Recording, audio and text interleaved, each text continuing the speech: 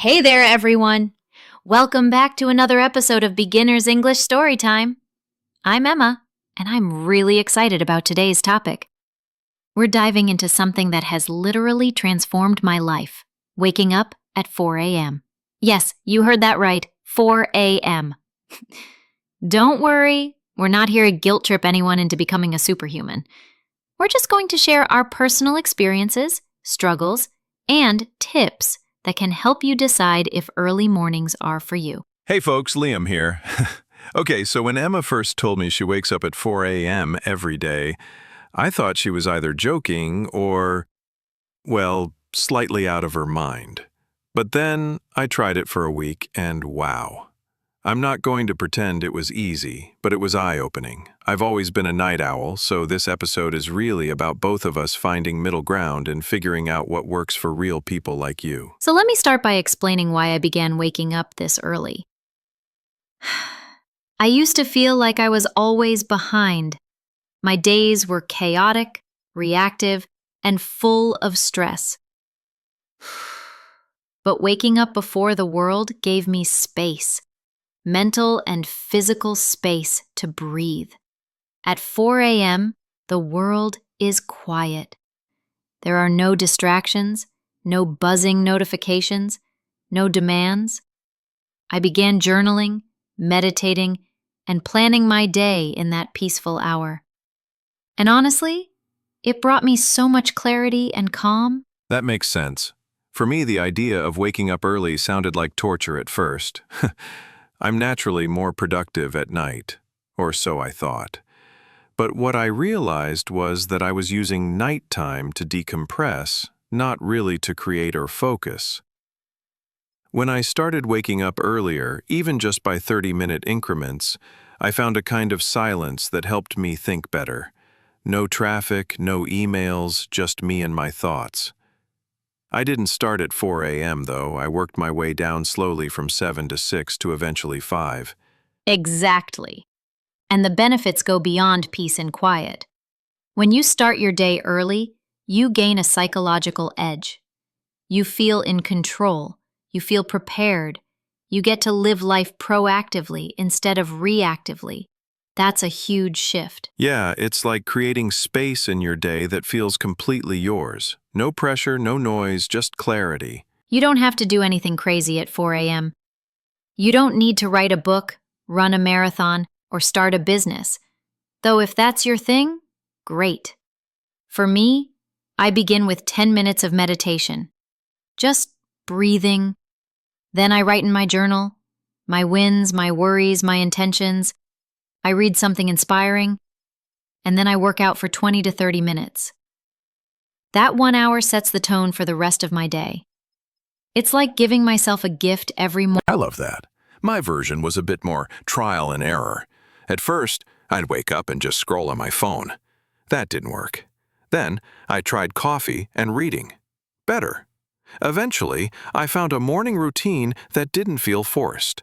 I started sketching again, something I hadn't done in years. I journal now too, and sometimes I just listen to music while walking around my block. That quiet time helps me process thoughts before the chaos starts. And I never thought I'd say this, but I look forward to that. That's the magic of it. The morning becomes your personal sanctuary. You can use it to learn something new, practice a language, move your body, or just think. It's where your inner voice is the loudest because the world is still asleep. So, let's be real. You're not going to wake up at 4 a.m. tomorrow and feel like a superhero. You'll probably feel groggy and question your life decisions. That's okay. Start small. Go to bed 15 minutes earlier each night. Avoid screens before sleep. Create a wind-down routine. Your body will adjust. And be kind to yourself on the days it doesn't work. The goal is consistency, not perfection. Absolutely. I started by moving my bedtime from 1 a.m. to 12:30, then midnight, then 11:30. It took me a month just to consistently wake up at 6:30. And don't be afraid to nap if you need it. Your body is adjusting. I used apps to track my sleep and even used a sunrise alarm clock that mimics natural light. Honestly, don't try to copy someone else's morning routine. Find your own rhythm. And don't make it stressful. The goal isn't to become an ultra-productive machine. The goal is to make space for yourself, your dreams, and your peace of mind. Waking up early isn't just about being productive. It's about being intentional. I used to feel like I was living on autopilot. Now, I feel more connected to my goals, my values, and my emotions. I have fewer mood swings, better energy, and more patience with people around me. I think clearer, eat better, and manage stress in a healthier way. That's powerful. For me, I noticed a huge change in my mindset. I'm less reactive and more proactive. I don't rush anymore. I plan. I reflect. I even started practicing gratitude, something I never thought I'd do. My relationships improved because I was calmer. And, funny enough, I started sleeping better too. It's like waking up early fixed my nights too. Some other benefits? Increased focus, stronger willpower, better decision-making, and time to prioritize health mentally, physically, emotionally. You can fit in exercise, healthy meals, reading, learning, all before others even wake up. We asked our listeners last week to try waking up an hour earlier than usual, and the responses were incredible. One listener, Sarah, earlier than usual, and the responses were incredible. One listener, Sarah, said she finally had time to paint again. Another, Yusuf, used the time to learn English and said he now feels more confident when speaking at work. These stories inspire us so much. Yes! And thank you to everyone who shared. It shows that you don't need to be perfect. You just need to try. Even 30 minutes can make a difference. Let us know in the comments, what would you do with an extra hour each day? We'd love to hear. And if you want ideas, try reading one page of a book, doing 5 push-ups, breathing for 2 minutes, or writing a gratitude list. Just do one thing that moves your life in the direction you want. So, whether you're an early riser already or someone who's just curious, we hope this episode gave you something to think about. Remember, waking up early isn't about hustle. It's about harmony, giving yourself space to grow, reflect, and connect with life. Exactly. And if you try it, even just for a week, let us know how it goes. Don't forget to subscribe, leave a review, and share this podcast with a friend who might be stuck in the snooze button cycle. Until next time, stay intentional. Thanks for listening to Everyday English Conversations. See you next time.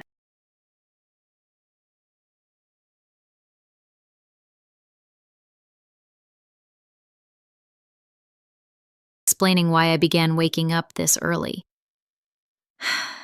I used to feel like I was always behind. My days were chaotic, reactive, and full of stress.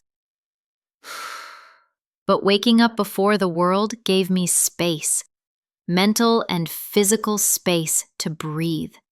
At 4 a.m., the world is quiet. There are no distractions, no buzzing notifications, no demands.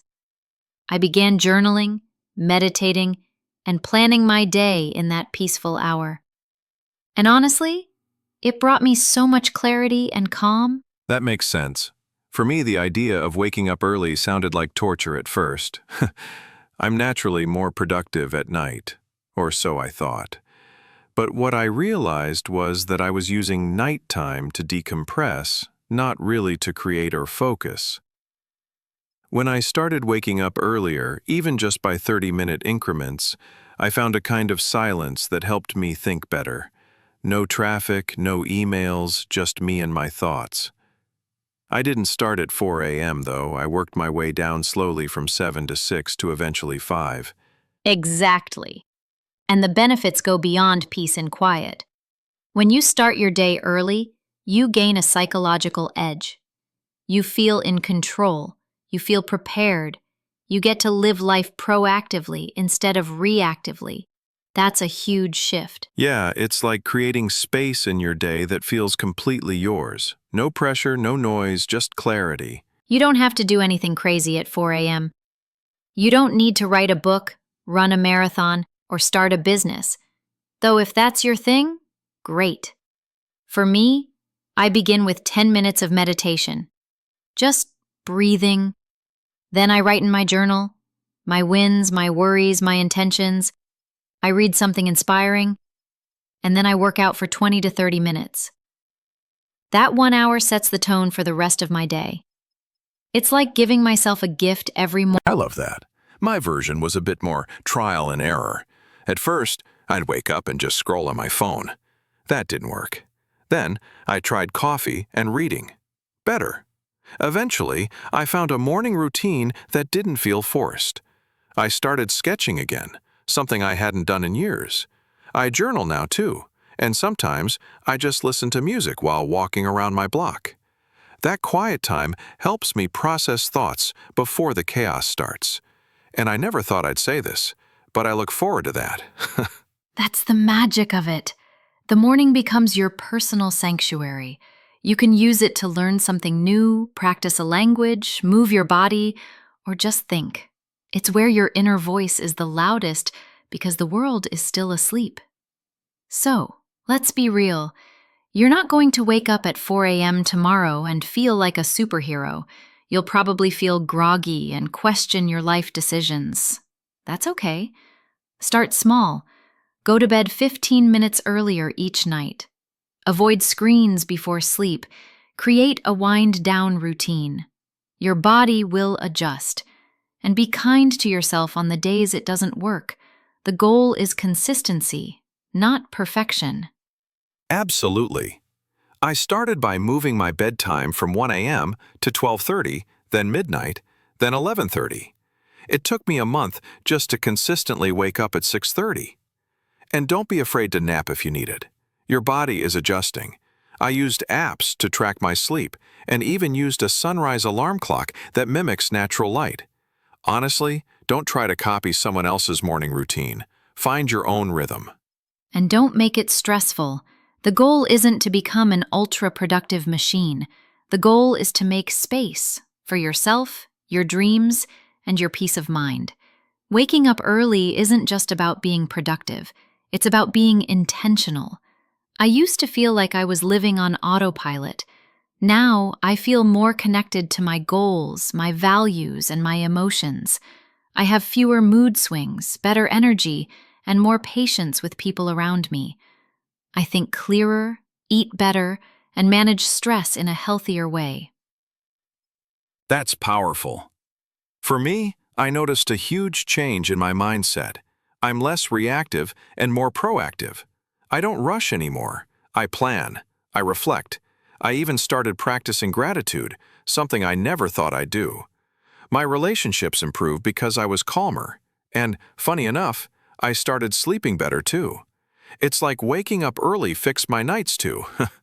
Some other benefits?